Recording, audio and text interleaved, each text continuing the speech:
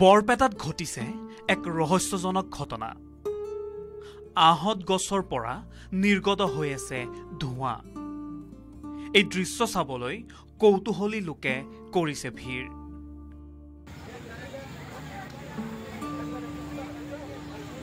বৰপেটা জিলাৰ হাউলি পথৰ দাৱালিয়া পাৰত এক ৰহস্যজনক ঘটনাই স্থানীয় লোকসকলৰ মাজত কৌতূহলৰ সৃষ্টি কৰিছে। পথৰ কাষত থকা এডাল বৃহৎ আকাৰৰ আহত গছৰ পৰা বিগত দুদিন ধৰি ধোঁৱা ওলাই থকাৰ পিছত সেই গছডাল চাবলৈ জনসাধাৰণে ভিৰ কৰা পৰিলক্ষিত হৈছে।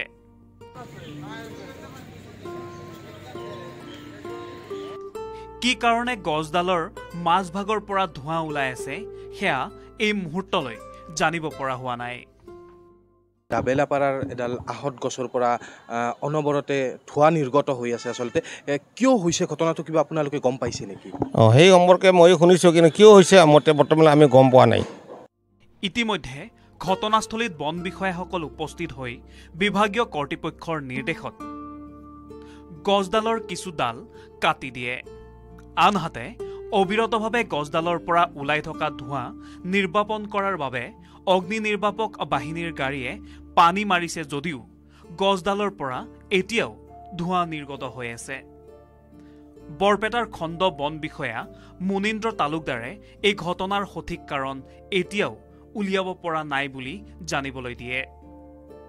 গছডালৰ পৰা ধোঁৱা ওলোৱাৰ আঁৰত কি ৰাসায়নিক বিক্ৰিয়া বা অন্য কোনো কাৰণ আছে নেকি সেই কথা জানিবলৈ তেওঁলোকে চেষ্টা চলাই আছে, কিন্তু বৰ্তমানলৈও জানিবলৈ সক্ষম হোৱা নাই ইয়াৰ আঁৰৰ ৰহস্য।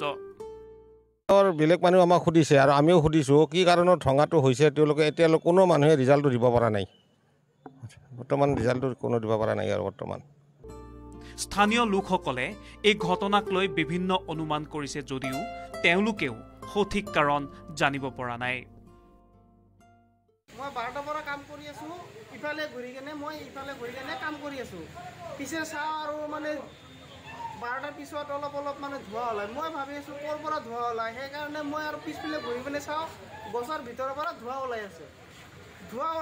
মই আগুৱাই গৈ কেনে চাওঁ অলপ ধোঁৱা ওলাই আছে। মই ওচৰ পাজৰ মানুহকেইটাক মাতিলোঁ যে চাওঁ কেনেকৈ ধোঁৱা ওলাই আছে। এইবিলাক ধোঁৱাটো বহুত ডেঞ্জাৰাছ হোৱাৰ পিছত সিহঁতক মাতি কেনে আমি বাল্টিৰে পানী দিলোঁ, একো নহয়। পিছে মটৰে পানী দিছোঁ, একো নহয়।